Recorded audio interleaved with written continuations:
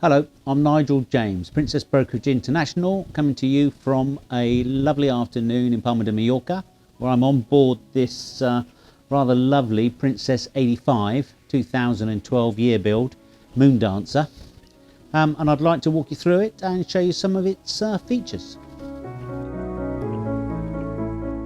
So here we are in the cockpit, a very spacious area for this boat. We've got a large table here, it's fully opened out at the moment, easily 6 to 8 people sitting here for lunch with a couple of extra chairs on the outside. We've got a very well appointed servery here, there's an ice maker, there's a fridge, little wet bar. We've got the third station, just to keep the management of this big boat easy in and out of the berthing. And we've just got plenty of space to move around, so even with people sitting at the table we can get up and down to the platform, move around into the interior of the boat. This area is connected to the boat with a very wide opening door, and it's very well sheltered here from the sun, so it's a cool place to be for lunch in the afternoon.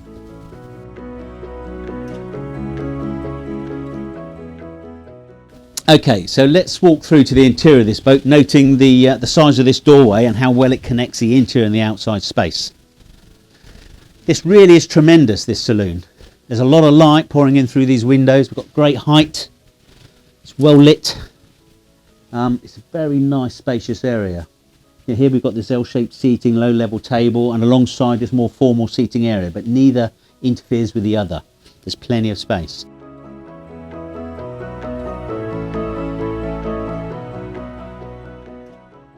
Good height, beautifully lit. Nice feature in the deck head above the seating area and again above the dinette. This is a great feature. This mirror brings a space, but actually the television, sizable one, is concealed behind it, and when the television is on, the picture comes through the glass. We've got oodles of storage down this side of the boat and a little bit more in this corner. Yeah, it's a lovely space. This boat, you'll notice, has got the oak interior. Pretty rare on this boat, actually. I don't think I've ever seen another. And you know, I would say it's a very nice wood. It's in great order. It's got a nice consistency of colour, so it hasn't been damaged by the sun. And it does, you know, add to the size and the brightness of the interior. And furthermore, on the interior, we can point out things like, you know, the carpets, the upholstery, the materials in the deck head. These are all updates. This is not original. This has been done, I would say, in the last couple of years, as I understand. And what we've got here is a you know, wood in good condition. We've got updated interiors and soft furnishings, and we've got a boat that feels contemporary and is in really nice condition. Okay, so I'm just stepping up out of the saloon into this lobby area, which connects 4 very important features of this boat. We've got a doorway forward into the wheelhouse. We have a door here into the day head, fantastic feature of a boat of this size, and it's a nice spacious area.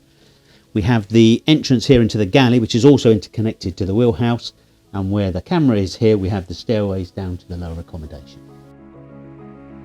So here we are in the galley, and the first thing to note again is this beautiful oak wood, and again great colour. Considering the age of the boat is a 2012, the colour consistency across the boat is fantastic. This area has benefited from some recent works, and this galley has been refurbished. So much of the equipment is new or recent in the last couple of years. These tops, the stones have been changed throughout to a much lighter colour from original. The floors have all been replaced in this whole area, from the lobby, the wheelhouse and the galley, which is all sort of interconnected. So what we've got is a modern, bright interior with equipment that is uprated and ready to go. We've got a good sized fridge freezer in this corner. We've got a microwave here. We've got a conventional oven here, and we have a dishwasher under the counter here with a double sink. We also have this door, which is a great feature, which allows for good ventilation and easy access both sides of the boat for the crew. It is open to the wheelhouse, so it becomes like a bit of a crew mess area. Makes it easy for them, and it actually makes it super easy for the owner. Okay, so now I've moved up into the wheelhouse, and you're in the galley where I was. So there's a very wide opening through into the wheelhouse, connecting it as to one space. We've got this beautifully appointed U-shaped seating here for the crew to eat and spend some leisure time. We've got a fantastic view. We've got our boat systems, our chart area, and the business end of the boat, the helm seat, and all the controls. It's well appointed, well thought out. Additional side door on the right here, so we can get both sides of the boat very quickly. Nice little perch here for guests on longer passengers, or indeed for the crew, and then the door also back out here so that there is a circular motion and you have no sort of bottleneck in the galley area.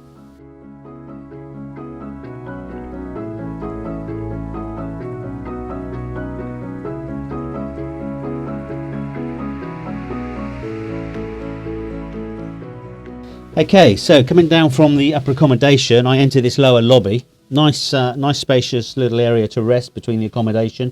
We've got a utility spot here with a washer and a dryer.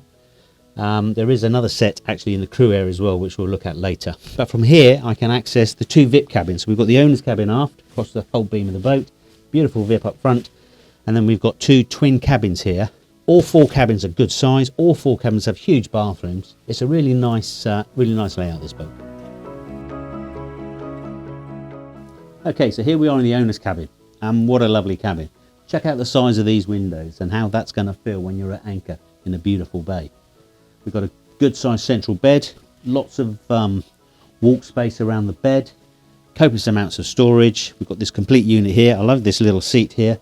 We've got an owner's drinks fridge in here with a little bit of storage, and along on this side we have the vanity unit area. Nicely thought out, nicely designed, with a beautiful aspect out through the window.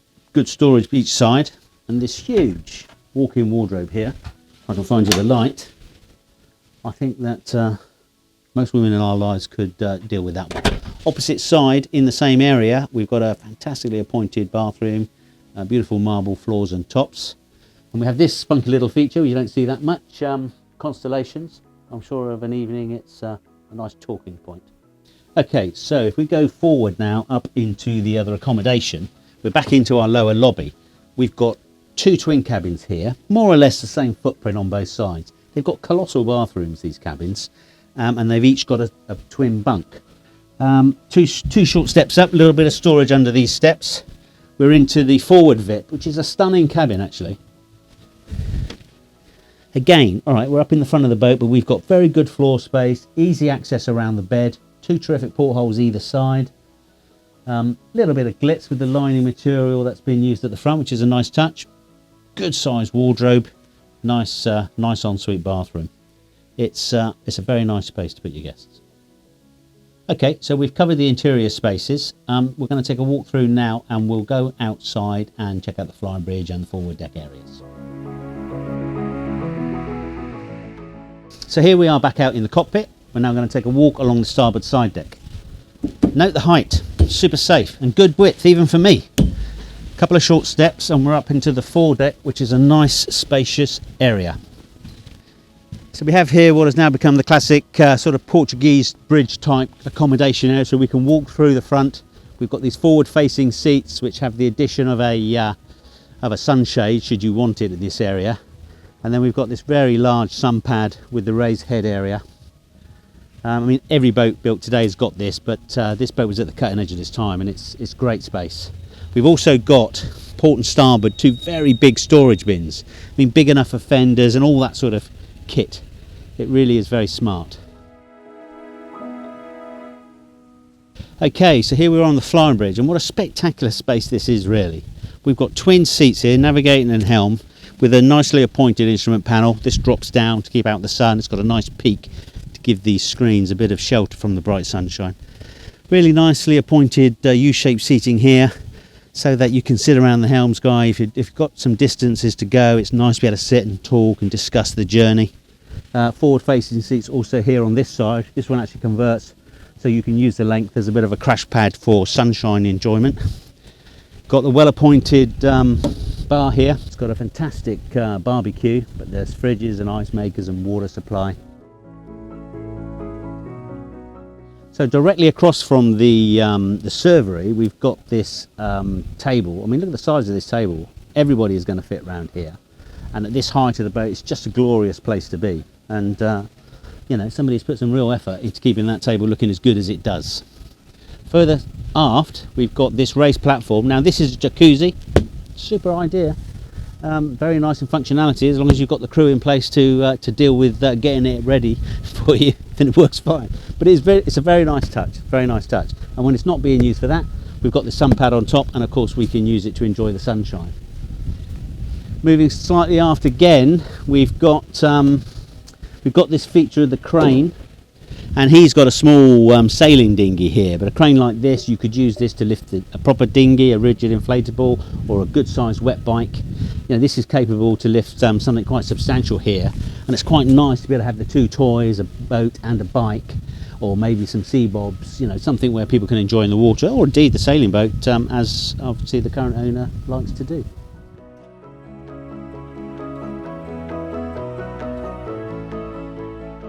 Okay, this is such an important part of the boat, I just wanted to touch on it with you really. I'm standing down in an area which is basically the crew cabin, but it's crew cabin plus. We've got this this area here where we've got a small seating area and table with a television on the bulkhead for the crew, and there's a fusion and music system there.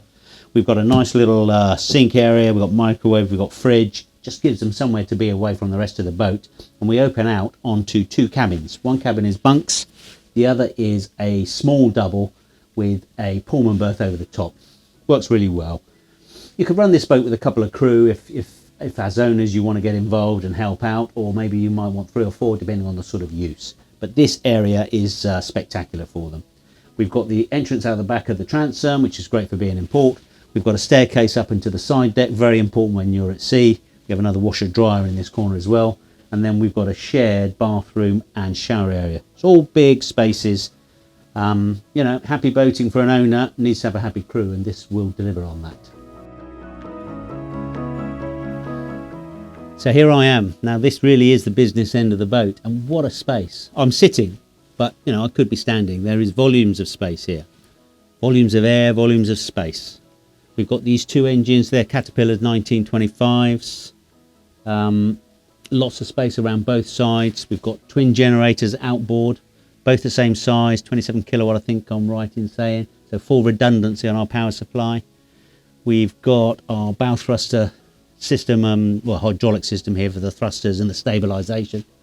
We've got air conditioning in this front corner here, and then two very useful basically just storage trays above the engines here, which I would imagine were an addition post build. But you know, the thing you can't perhaps see so well here, but when you come and view the boat you will see this engine room is meticulous. You know, the guy that's running this boat has been everywhere. There is no there's no water in the bilges. The bilges are clean, they're free of oil, there's no corrosion. It's a pleasure actually, and it's clearly very well maintained. Okay, so Moondancer is a 26 metre, fraction less, Princess 85. She was built at the back end of 2012 to a 2013 model year. So what is that? That's 9 seasons of use. But when I walk this boat, I can see in places the age of the boat, and then in other places not. There's been a terrific amount of attention to detail on the interior of this boat. It's really very nice, and if you want to go and visit the bilges, the engine rooms, the important places, the skipper has been there. He's been there and he's done it, and it's looking really good. So all the important stuff is spot on, I would say. There's 1 or 2 areas on the outside where one is going to have to invest a little bit of money just to keep the boat fresh, but really considering the boat and its age, it's really not that much to do. We've got 3,000 hours on the engines. Maybe that sounds like a lot, but over its life that's a little over 300 hours a year. That's, you know, a boat of this size, you've got to expect that. And you have to remember that a boat of this size is probably running at 10, 12 knots most of its life. So you are travelling at low speeds, and that increases the hours that you are running.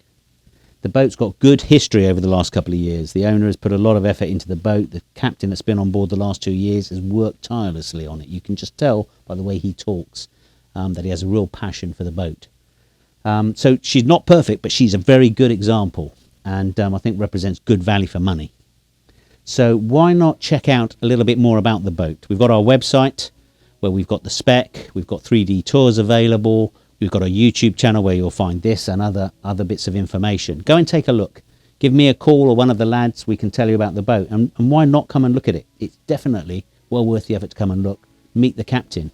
His enthusiasm will sell you the boat, I'm sure.